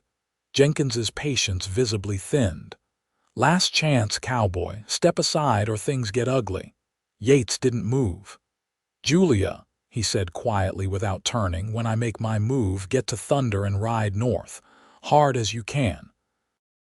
Nathan's ranch is maybe 15 miles. Follow the creek. You can't miss it." "I won't leave you," she protested in a whisper. "You have to," he insisted. "I'll catch up." Before Julia could argue further, Jenkins nodded to his companions. 2 of them dismounted, moving to flank Yates while Jenkins remained on horseback, effectively blocking their escape route. What happened next unfolded with breathtaking speed. Yates drew his revolver with lightning quickness, firing a warning shot that kicked up dust at the feet of the approaching men. They scattered momentarily, giving him the opening he needed. "Go," he shouted to Julia, already engaging the first man who had recovered his nerve and rushed forward. Julia limped toward Thunder, pain shooting through her ankle with each step. Behind her, she heard the sounds of struggle, fists connecting with flesh, grunts of exertion, the thud of bodies hitting the ground. She reached the stallion and grabbed the saddle horn, trying to pull herself up despite her injury. A shot rang out, freezing her in place.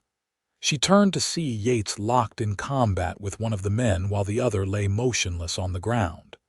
Jenkins had drawn his pistol and fired into the air. "Enough," he shouted. Next one goes in the Cowboy, Miss Bennett, unless you come quietly. Time seemed to slow as Julia faced an impossible choice. Freedom at the cost of Yates's life or return to captivity to save him. In truth, it was no choice at all.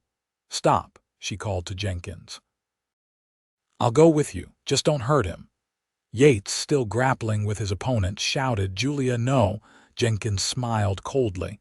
"Smart girl, now step away from the horse." Julia released Thunder's reins, her heart breaking as she took a painful step toward Jenkins. But before she could take another, a new sound cut through the confrontation: hoofbeats, many of them, approaching rapidly from the north. All eyes turned to see a group of riders cresting a nearby hill, at least 6 men, well mounted and armed. At their head rode a man who bore a striking resemblance to Yates, though perhaps a few years older. "Nathan," Yates breathed, recognition and relief evident in his voice. Jenkins and his remaining conscious companion hesitated, clearly reassessing the odds. 6 armed men against their diminished force was no longer the advantageous situation they'd enjoyed moments before. "This isn't over," Jenkins spat, backing his horse away. "Mr. Holloway doesn't give up what's his." "I was never his," Julia replied firmly. With a final venomous glare, Jenkins and his companion retreated, pausing only to haul their unconscious friend across a saddle before riding away at speed. Nathan Daniels and his men reached the ravine just as the interlopers disappeared over the ridge. He dismounted quickly, moving to his brother with obvious concern. "Yates, are you hurt?" Yates shook his head, though Julia could see blood trickling from a cut above his eye. "Nothing serious. Your timing's impeccable, brother." Nathan glanced from Yates to Julia, curiosity evident in his expression. "Seems you've found trouble again. Or did trouble find you? Bit of both," Yates admitted with a wry smile. He turned to Julia, who was struggling to remain upright as the adrenaline faded and pain reasserted itself. "Nathan, this is Julia Bennett." "Julia, my brother Nathan." "Miss Bennett," Nathan said with a respectful nod. "Welcome to Daniels' land, though it seems your welcome wagon left something to be desired. Those men," Julia began, still shaken by the confrontation. "Won't get far on our property," Nathan assured her. "My men will ensure they find their way back to the territorial border with appropriate encouragement to stay on their side of it." He dispatched 4 of his riders to follow Jenkins and his companions, keeping 2 with them as escort. Only then did he notice Julia's injured state. "You're hurt," he observed. "Can you ride?" "She can ride with me," Yates said before Julia could answer. "We're not far from your place now, are we?" "Just over that ridge," Nathan confirmed, gesturing northward. "Sarah's got stew on and fresh bread baking. She'll have my hide if I don't bring you both home for supper." Despite the pain and the lingering fear from their narrow escape, Julia found herself warming to Nathan Daniels immediately. The family resemblance went beyond physical features. There was the same direct manner, the same quiet competence she had come to appreciate in Yates, with careful gentleness. Yates helped Julia onto Thunder's back, then mounted behind her. The familiar security of his arms around her as he took the reins brought a comfort that went beyond the physical. "Ready?" he asked softly, his breath warm against her ear. Julia nodded, leaning back slightly into his solid presence. "Ready." As they rode toward the Daniels ranch, following Nathan and his remaining men, Julia felt a curious mixture of emotions. Relief at their escape, certainly. Anxiety about what might happen next. But predominant among her feelings was a growing certainty that she had found not just temporary refuge, but perhaps a place where she truly belonged, not because of circumstance or obligation, but because of choice, her choice. And maybe, just maybe, Yates's choice as well. The Daniels ranch came into view as they crested the final ridge, a sprawling property nestled in a verdant valley with a creek winding through it. The main house was a substantial two-story structure built of squared logs and local stone, with a wide porch wrapping around three sides. Nearby stood a large barn, bunkhouse, corrals, and various outbuildings, all speaking to the prosperity of the operation. Cattle grazed on the lush pastureland that stretched toward distant mountains, while closer to the house, Julia could see a kitchen garden, an orchard of young fruit trees, and what appeared to be a small schoolhouse. "It's beautiful," she breathed, taking in the scene. "Nathan's built something special here," Yates agreed, his voice carrying a note of pride for his brother's accomplishments. As they approached the house, the front door opened and a woman emerged onto the porch, shading her eyes against the late afternoon sun. Three children of varying ages spilled out behind her, their excited voices carrying across the yard. "Uncle Yates!" the oldest boy shouted, running toward them with unrestrained enthusiasm. Yates dismounted smoothly, lifting Julia down with careful hands before turning to catch the boy in a bear hug. "Matthew, look at you grown at least a foot since I saw you last." The boy, about 10 years old with his father's dark hair and his mother's blue eyes, beamed at the praise. "Pa said you might not come till next month." "Plans changed," Yates said simply, ruffling the boy's hair before greeting the other children, a girl of perhaps 8 and a younger boy who couldn't have been more than 5. The woman from the porch approached, her gaze moving curiously from Yates to Julia. She was lovely in an understated way, blonde hair pulled back in a practical knot, clear blue eyes, and a complexion that suggested Eastern origins rather than frontier hardship. "Sarah," Yates greeted her warmly. "Still putting up with my brother, I see." "Someone has to," she replied with a smile that transformed her face, making her truly beautiful. Her attention shifted to Julia. "And who might this be?" Before Yates could respond, Nathan stepped forward. "Sarah, this is Miss Julia Bennett. She's had some trouble on the trail. Yates has been helping her reach safety." Sarah's expression softened with immediate understanding. "You poor dear. You look exhausted, and is that blood on your skirt?" She moved to Julia's side, supporting her as she limped forward. "Nathan, have someone see to their horses. Miss Bennett needs tending, and from the look of Yates, so does he." "It's just Julia, please," Julia managed, overwhelmed by the immediate acceptance. "Well then, Julia, let's get you inside," Sarah said firmly. "A bath, some clean clothes, and hot food will do wonders. And I want to look at that ankle." The interior of the Daniels home was as impressive as its exterior, spacious rooms with polished wood floors, sturdy furniture that managed to be both practical and attractive, and touches of refinement that spoke of Sarah's Eastern upbringing.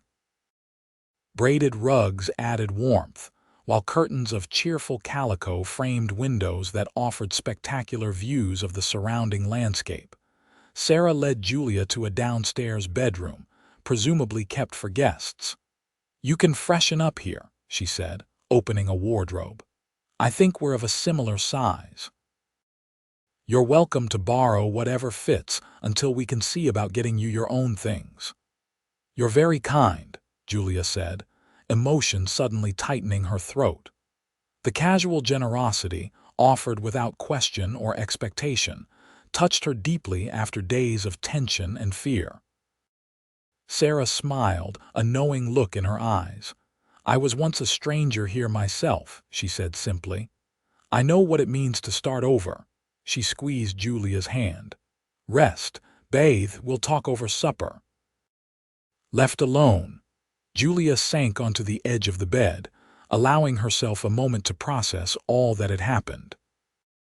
In the span of little more than a week, she had fled a forced marriage, traveled hundreds of miles with a man who was a stranger yet somehow more familiar than anyone she'd ever known, faced danger and discovery, and now found herself welcomed into a home that embodied everything she had ever longed for: warmth, acceptance, security built on mutual respect rather than obligation.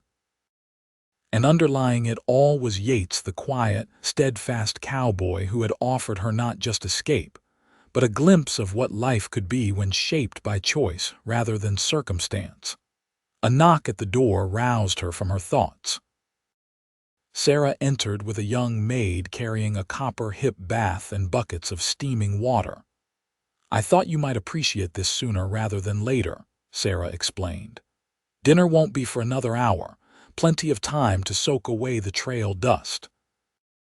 The bath was heaven-hot water easing aches Julia hadn't even realized she had, scented soap washing away days of grime and worry. By the time she emerged, pink-skinned and wrapped in a borrowed robe, she felt more human than she had since fleeing the church in Helena. Sarah had left out several dresses for her to choose from. Julia selected a simple blue gown that fit reasonably well, though it was slightly loose in the waist and a bit short at the ankles. She had just finished pinning up her newly shortened hair when another knock came at the door. It was Yates, freshly bathed and changed himself, the cut above his eye cleaned and bandaged. He looked different in clean clothes, a proper shirt and trousers rather than trail gear, yet fundamentally the same. Those hazel eyes still regarded her with the same quiet intensity. "You look better," he said, his gaze taking in her transformed appearance. "So do you," she replied, suddenly shy in this new context, no longer fellow travelers thrown together by circumstance, but a man and woman standing in the home of his family. The pretense of marriage no longer necessary, yet the gold band still on her finger. "Nathan's men returned," Yates informed her. "Jenkins and his companions have been escorted to the territorial border with a clear message about trespassing on Daniels' land." Relief washed through Julia. "Will that be enough to stop them?" "For now," Yates said cautiously. "Holloway would need considerable influence to pursue you across territorial lines. And Nathan has friends in the territorial government who won't take kindly to Montana interests making demands here." It wasn't a permanent solution, but it was breathing room time to consider her next steps without the immediate pressure of pursuit. "Your brother's home is beautiful," Julia said, changing the subject. "And Sarah is so welcoming." Yates smiled, a genuine, unguarded expression that transformed his features. "Nathan got lucky there. Sarah could have had her pick of Boston's finest, but she chose a rough Wyoming rancher instead." "Love makes for strange choices," Julia observed, immediately regretting the potentially revealing comment. If Yates noticed the implication, he didn't acknowledge it. "Dinner will be ready soon," he said instead.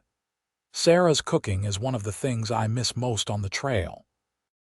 He offered his arm, and Julia took it, acutely aware of his solid presence beside her as they made their way to the dining room. The gesture was proper, gentlemanly even, yet there was an intimacy to it born of their shared journey and the dangers they had faced together. Dinner was a revelation, not just the food, which was indeed excellent, but the atmosphere of the Daniels family table. Nathan sat at the head, with Sarah at the foot, the children and guests arranged between them. There was an easy camaraderie, a flow of conversation that included everyone. The children were well behaved but not silent, encouraged to share their thoughts and ask questions. "So you ran away from your wedding?" Matthew asked Julia directly, his young face alight with curiosity. "Matthew," Sarah admonished, "that's not an appropriate question for dinner." "It's all right," Julia assured her, then turned to the boy. "Yes, I did. It wasn't a marriage I wanted." Matthew considered this seriously. "Like in those stories Ma reads us, where the princess has to marry the evil duke but really loves the common shepherd." Julia couldn't help but laugh, though there was truth in the child's assessment. Something like that, though I'm hardly a princess. And Uncle Yates is definitely not a shepherd, the little girl, Emma, added with the impeccable logic of an 8-year-old. He's a cowboy. The adults exchanged amused glances, the parallels to fairy tales not lost on any of them. Yates looked slightly embarrassed but didn't contradict his niece. "Well, I think it's very brave," Sarah said, steering the conversation toward safer waters. "Starting over is never easy, but sometimes it's necessary." "Speaking of starting over," Nathan interjected, "Yates tells me you might be interested in teaching, Julia." Surprised, Julia glanced at Yates, who nodded encouragingly. "I've had some education," she acknowledged, "though no formal training as a teacher. As it happens," Nathan continued, "we've been looking for someone to teach at our little school." He gestured toward the window, where the small schoolhouse was visible in the fading light. "Started it for our children and those of our ranch hands, but more families are settling nearby. Our last teacher, Miss Peterson, just married one of the neighboring ranchers." Julia's heart quickened at the possibility. "You'd consider me, without credentials." "Nathan was Harvard-educated before he decided to become a cowboy," Sarah explained with a fond look at her husband. "He can assess your qualifications. And frankly, out here, willingness and ability count for more than formal papers. It would give you time to decide on your longer-term plans," Nathan added. "We provide room and board plus a small salary. The position is yours if you want it."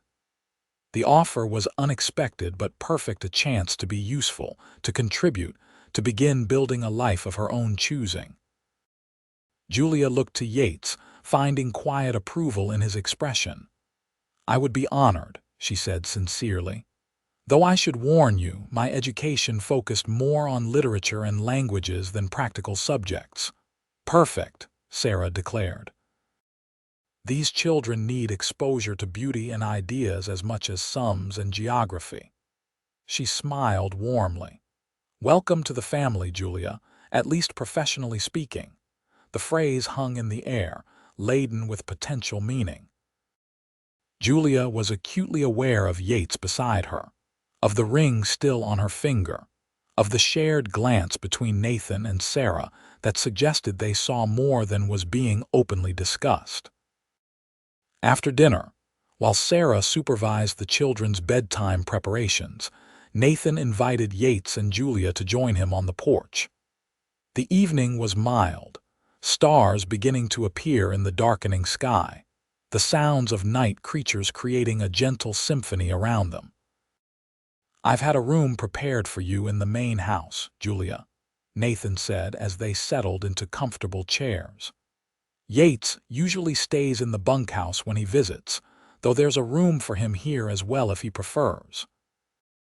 The practical matters of sleeping arrangements brought a flush to Julia's cheeks, a reminder that the pretense of marriage was no longer necessary, yet had become a comfortable fiction between them. "The bunkhouse is fine," Yates said, though something in his tone suggested reluctance. Nathan regarded his brother thoughtfully. "You know, Yates, there's that parcel of land to the north, the old Coleman place. Been sitting empty since John passed last winter.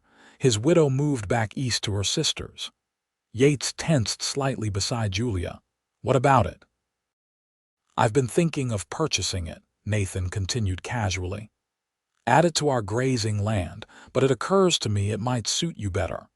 "Me?" Yates echoed, surprise evident in his voice. "You mentioned wanting your own place eventually," Nathan said. "It's good land, 300 acres, decent house, barn needs some work. Close enough to be neighborly but far enough for independence." Julia watched Yates's profile in the fading light, saw the conflict playing across his features, desire warring with hesitation, dreams confronting practical considerations. "I appreciate the thought," he finally said, "but I don't have that kind of money saved." Nathan waved away the concern. "We could work something out, partnership arrangement perhaps, until you get established." He glanced meaningfully at Julia, then back to his brother. Something to consider, especially if you're thinking of settling down. The implication was clear, and Julia felt heat rise to her cheeks again. Nathan Daniels was subtly but definitely playing matchmaker. "I should check on the horses," Yates said abruptly, rising from his chair. "Make sure Thunder and Copper are settled in properly." After he strode away toward the barn, Nathan turned to Julia with an apologetic smile. "I hope I didn't overstep. Yates has been wandering for years. It's good to see him consider putting down roots." "We've only known each other a week," Julia felt compelled to point out, "and under unusual circumstances." Nathan's expression turned thoughtful. "Sometimes a week in the right company teaches you more than years in the wrong one." He stood, offering her a hand up. "Don't mind my meddling.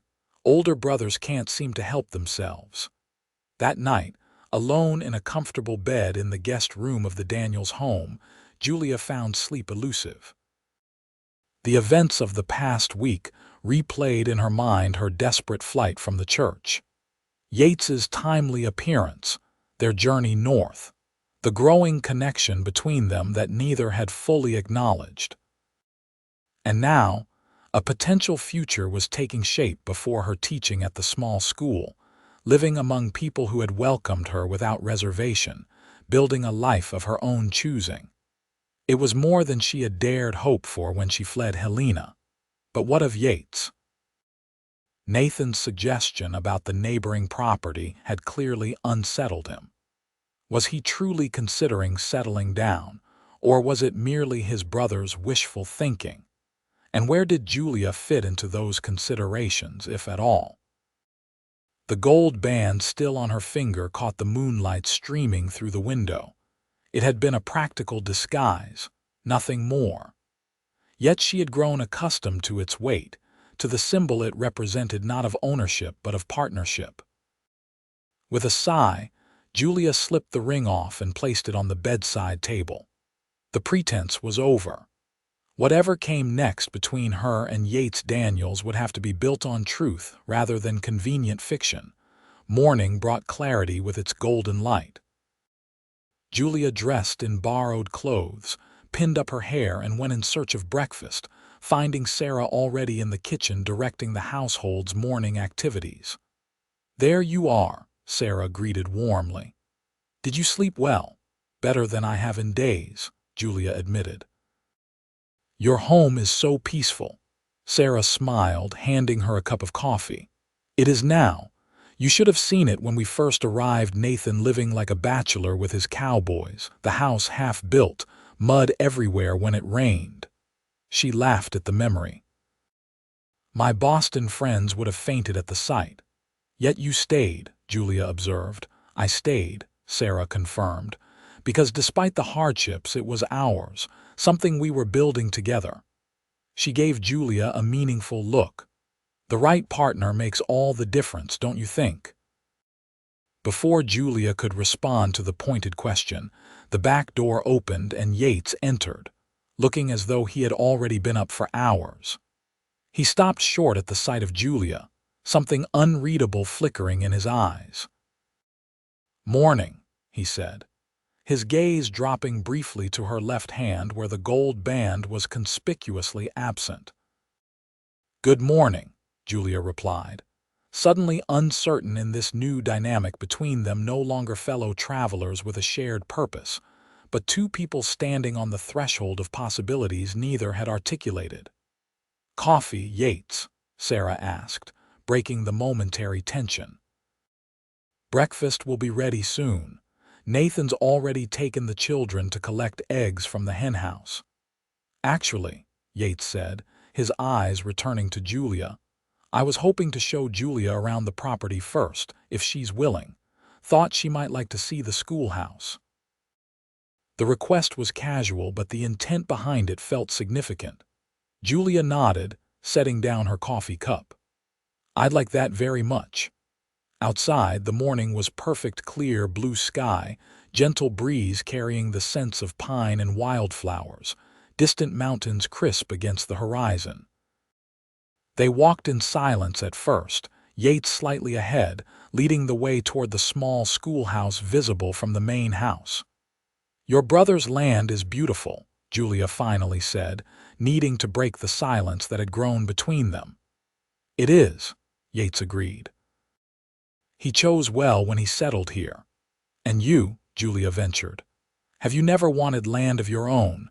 Yates glanced at her, something vulnerable in his expression.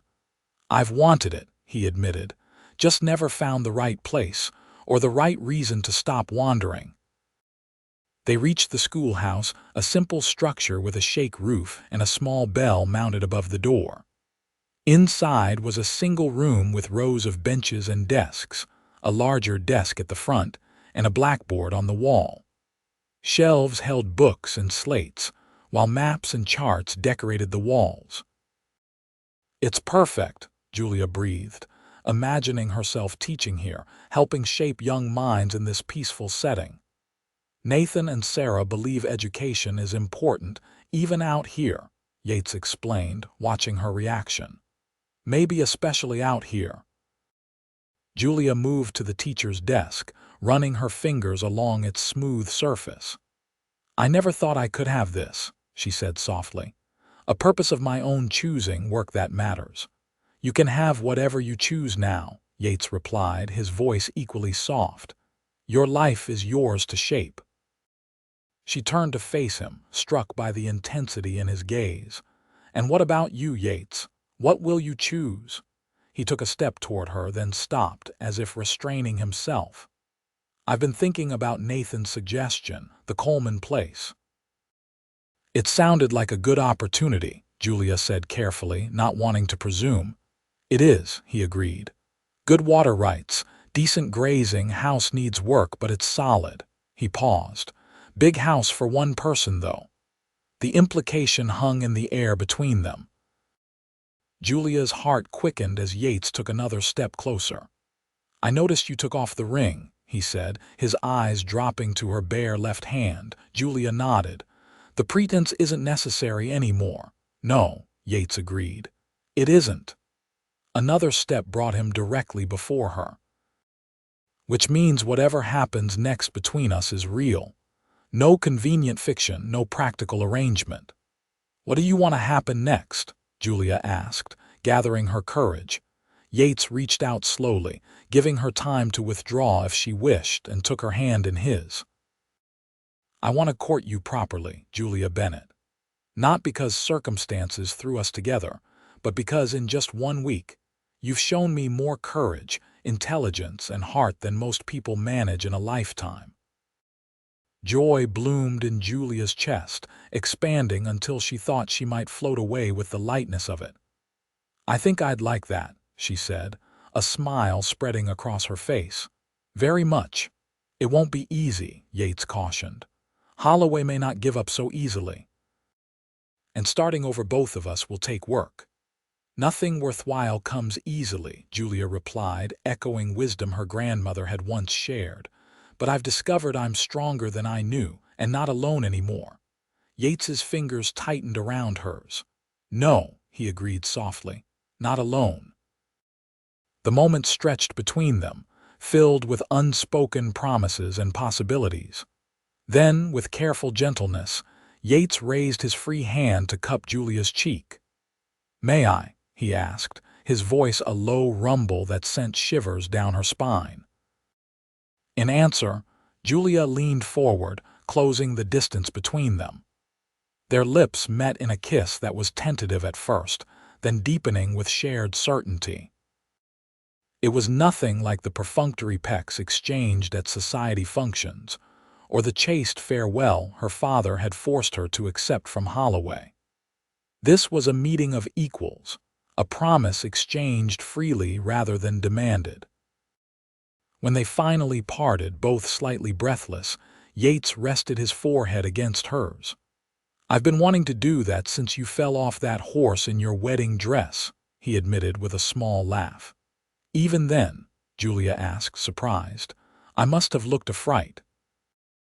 "You looked like freedom," Yates corrected. "Like courage, Like everything I never knew I wanted until I saw you running from that church." Julia's heart swelled at his words. "And I never knew what it meant to truly choose my own path until you offered me that ride." They might have remained there, lost in each other's presence, if not for the schoolhouse bell suddenly ringing overhead. They broke apart startled to find Matthew grinning at them from the doorway, the bell rope in his hand. "Uncle Yates is kissing the teacher," he announced with gleeful scandal. "Matthew," Yates scolded, though there was no real anger in his voice, "shouldn't you be doing chores?" "Ma sent me to tell you breakfast is ready," the boy replied, unrepentant. "She said to tell you that courting is fine but not on an empty stomach." Julia couldn't help laughing at the child's blunt delivery and the chagrined expression on Yates's face. "Your mother is a wise woman," she told Matthew. "Tell her we'll be right there." As the boy raced back toward the main house, undoubtedly eager to report what he had witnessed, Yates shook his head ruefully. "So much for taking things slowly and properly. I think that possibility vanished the moment I climbed onto your horse in a torn wedding dress," Julia pointed out with a smile. "Nothing about our story has been conventional." Yates returned her smile, offering his arm as they prepared to follow Matthew back to the house. "No," he agreed. "But I wouldn't change a moment of it." As they walked through the morning sunshine toward the Daniels home, Julia felt a profound sense of rightness settle over her. 1 week ago, she had run from a future others had chosen for her, with no clear destination beyond, away. Now she walked toward a future of her own making, beside a man who saw her not as property or obligation, but as an equal partner in whatever lay ahead. It wouldn't be easy. There would be challenges to face, a new life to build, perhaps even continued threats from the past she had fled. But for the first time, Julia Bennett looked toward tomorrow not with dread but with anticipation. Because whatever came next, she would face it on her own terms and not alone. The gold band that had been a convenient fiction might no longer be on her finger, but something far more valuable had taken its place: the freedom to choose her own path, and the hand of a good man who wanted to walk it with her. 6 months later, on a perfect autumn day with aspen leaves turning gold against an azure sky, Julia Bennett became Julia Daniels in a simple ceremony on the porch of a newly renovated farmhouse. The Coleman place, as it was still called by neighbors, had been transformed under Yates's careful attention: roof repaired, walls painted, garden planted. It wasn't grand, but it was solid and welcoming, a fitting place to begin a shared life. Nathan had indeed worked out a partnership arrangement that allowed Yates to purchase the property, with plans to expand their combined cattle operation over time. The 300 acres now boasted a small but growing herd, with prospects for prosperity in the years ahead. Julia's position as teacher had proven to be her calling. The little schoolhouse now served 15 children from the surrounding area, and her innovative approaches to education had earned respect throughout the community. She taught reading through beloved stories, mathematics through practical applications like ranch accounting, and history by connecting it to the very land beneath their feet. Holloway had eventually abandoned his pursuit, finding easier prey for his wealth and influence. The scandal of a runaway bride had faded from Helena society, replaced by fresher gossip and newer dramas. Julia's father had written once a bitter, accusatory letter that she had read, considered, and finally burned in the cooking stove, releasing the last lingering ties to her former life. The wedding itself reflected the couple who stood at its center: unpretentious yet meaningful, traditional in essence but unconventional in details. Julia wore a simple dress of ivory silk that Sarah had helped her make, adorned only with a spray of wildflowers gathered that morning. Yates, uncomfortable in formal attire, nonetheless cut a striking figure in a new suit purchased specially for the occasion. Nathan performed the ceremony, using his authority as a territorial magistrate. Sarah played the piano, while the children, including Nathan and Sarah's three, scattered flower petals and managed to maintain solemnity for at least half of the proceedings before fidgeting set in. When it came time for the exchange of rings, Yates produced a familiar gold band, his mother's ring that had once been their pretense, now offered in earnest commitment. Alongside it was a new ring for himself, a simple gold band that matched hers. "I give you this ring," Julia said, her voice clear and steady as she placed the band on Yates's finger, "as a symbol of my love and trust. Not because circumstance demands it, but because my heart chooses it freely." "I give you this ring," Yates responded, sliding his mother's band onto her finger once more, as a promise of partnership and respect.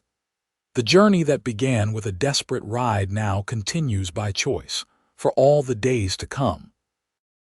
Nathan, visibly moved by the personal vows, cleared his throat before pronouncing them husband and wife. "What began in unusual circumstances has grown into something rare and precious," he declared. "May your union be blessed with the same courage and honesty that brought you together." The celebration that followed was joyous, neighbors from miles around joining in the feast, music and dancing continuing well into the evening. Children played tag around the newly planted apple trees, cowboys demonstrated rope tricks to general acclaim, and the women of the community presented Julia with a magnificent quilt, each square contributed by a different family. As twilight fell, lanterns were lit around the farmyard, casting a golden glow over the festivities. Yates found Julia standing slightly apart, watching the dancers with a contented smile. "Having second thoughts, Mrs. Daniels?" he asked, slipping an arm around her waist. Julia leaned into his embrace. "Only that we didn't do this sooner," she replied, turning to look up at him.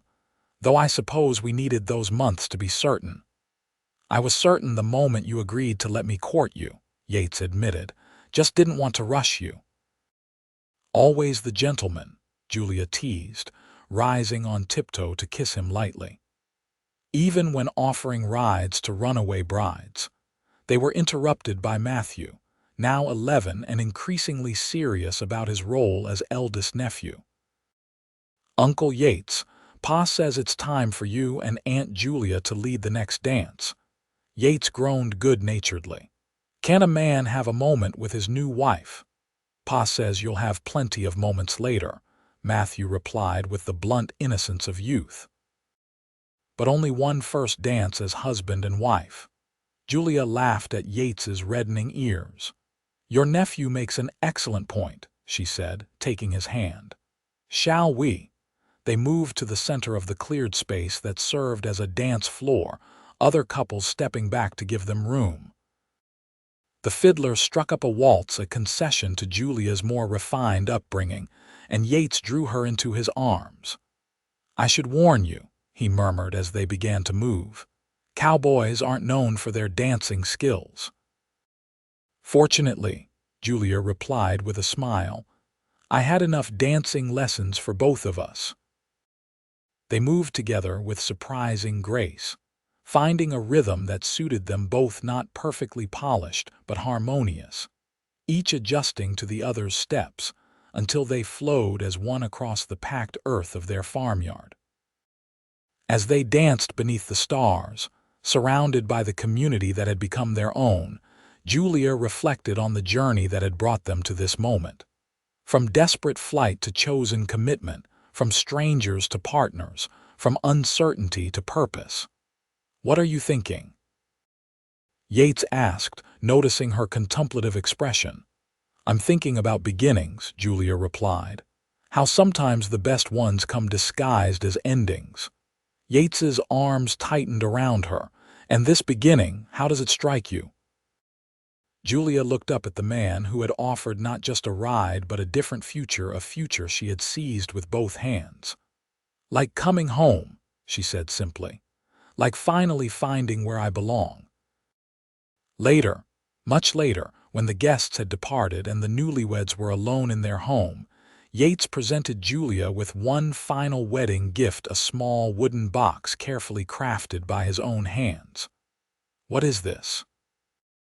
she asked, opening it to find a pressed forget-me-not blossom, the same type of flower she had gathered that day by the stream when their feelings were just beginning to be acknowledged. "A reminder," Yates said softly, "of how something beautiful and enduring can bloom in the most unexpected circumstances."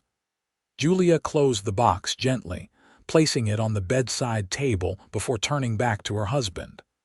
"I don't need reminders," she told him, reaching up to trace the beloved contours of his face. "Some journeys change you so completely that you carry them with you always. Like a runaway bride who found her courage," Yates suggested, drawing her closer. "And a cowboy who found his home," Julia completed, rising to meet his kiss. Outside their window, the Wyoming night spread vast and star-filled above the land that was now theirs. Inside, two people who had found each other against all odds embraced their shared future, a future born not from obligation or circumstance, but from the most powerful force of all: the freedom to choose one's own path and the courage to follow where it leads. And in the years that followed, through the birth of children, the growth of their ranch, the expansion of the school, the inevitable challenges and triumphs that life brings, Julia and Yates Daniels never forgot how their story began. Sometimes, on their anniversary, they would ride out together at dawn, remembering those first days on the trail when everything was uncertain except the growing certainty in their hearts. For Julia, who had once fled a church in her wedding dress with no destination beyond escape, and for Yates, who had once offered a ride with no intention beyond kindness, the journey had become the destination, a life built together, one choice at a time, under the vast Wyoming sky.